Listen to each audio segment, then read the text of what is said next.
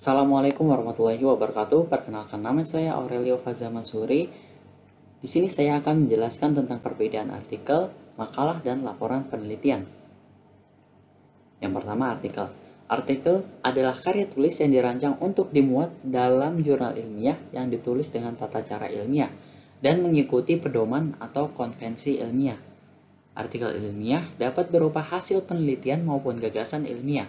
Hasil penelitian ataupun gagasan ilmiah akan lebih bermanfaat apabila telah diaplikasikan ataupun disampaikan kepada publik. Ciri-ciri artikel. Yang pertama, artikel ilmiah biasanya berisi hal-hal yang termasuk penting saja, seperti temuan penelitian, pembahasan hasil suatu temuan penelitian, dan terakhir, kesimpulan.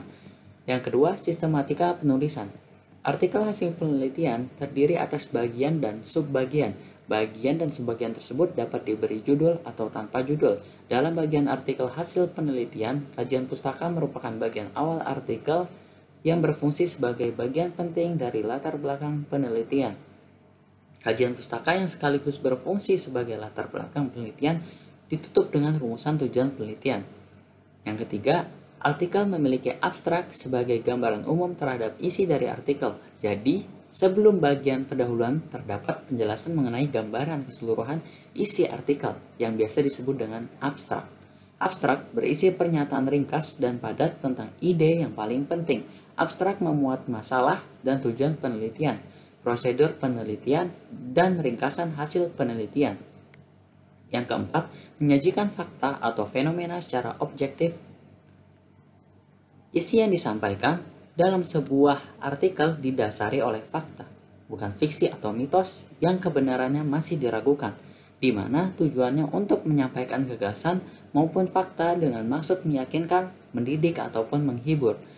Yang kelima, bersifat orisinil dan kreatif. Maksud orisinil artinya bahwa artikel merupakan buah pikiran seseorang secara orisinil. Bahasa mudahnya, tulisan hasil sendiri, sedangkan maksud kreatif adalah artikel yang ditulis untuk penyaluran suatu ide.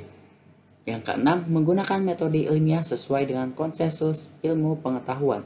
Pada prinsipnya, bagian ini berisi bagaimana penelitian itu dilakukan.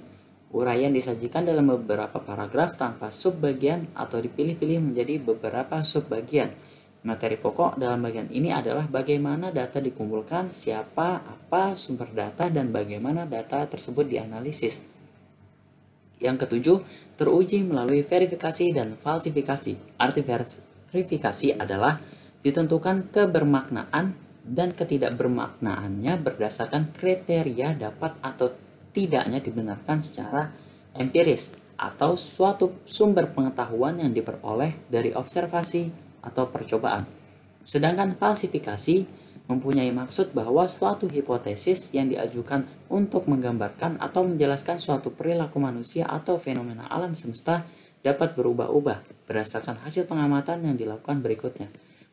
Kemudian next slide, sistematika penulisan artikel sesuai urutannya, yaitu judul, nama penulis, abstrak, pendahuluan, metode, pembahasan, kesimpulan dan saran, dan terakhir daftar rujukan. Yang kedua ada makalah. Makalah ialah suatu karya tulis ilmiah yang membahas suatu tema tertentu yang mencakup di dalam ruang lingkup permasalahan. Atau juga makalah bisa diartikan sebagai karya tulis yang membahas suatu permasalahan sebagai hasil dari suatu kajian pustaka atau di lapangan. Dan pada umumnya makalah selalu membahas tentang permasalahan dengan analisis yang sangatlah objektif. Ciri-ciri makalah. Yang pertama, bersifat keilmiahan, artinya segala sesuatunya bersifat keilmuan didasarkan pada ilmu pengetahuan atau memenuhi syarat atau kaidah ilmu pengetahuan. Yang kedua, bersifat objektif, tidak memihak siapapun. Isi dari makalah tersebut harus sesuai dengan keadaan yang sebenarnya, tanpa dipengaruhi berbagai macam pendapat. Yang ketiga, berdasarkan fakta. Jadi, suatu hasil pengamatan yang objektif dan dapat dilakukan verifikasi oleh siapapun. Yang keempat, sistematis dan logis. Artinya tulisan menurut alur pemahaman yang runtut dan berkesinambungan.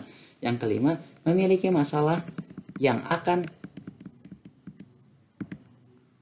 dibahas. Hal ini sesuai dengan pengertian makalah seperti yang sudah dijelaskan di awal tadi.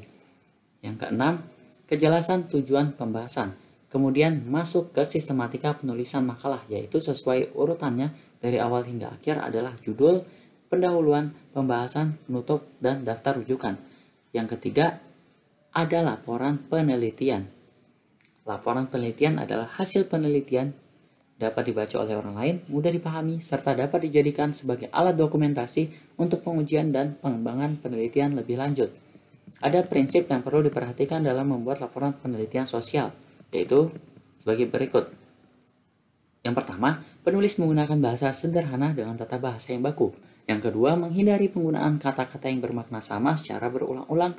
Yang ketiga, menghindari penggunaan bahasa klise yang kurang bermakna. Yang keempat, arah dan tujuan penulisan harus sesuai dengan maksud penelitian.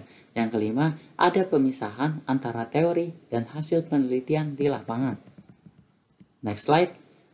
Ada ciri-ciri laporan penelitian. Ada beberapa ciri penulisan laporan penelitian, yaitu objektif, sistematis, dan jelas. Yang pertama, objektif. Artinya penulis harus mengungkapkan apa adanya dan tidak mengada-ngada. Yang kedua, sistematis. Artinya tulisan menurut alur pemahaman yang runtut dan berkesinambungan. Yang ketiga, jelas. Artinya segala informasi yang ditulis dapat mengungkapkan sesuatu secara jernih. Sekian penjelasan dari saya, kurang lebihnya mohon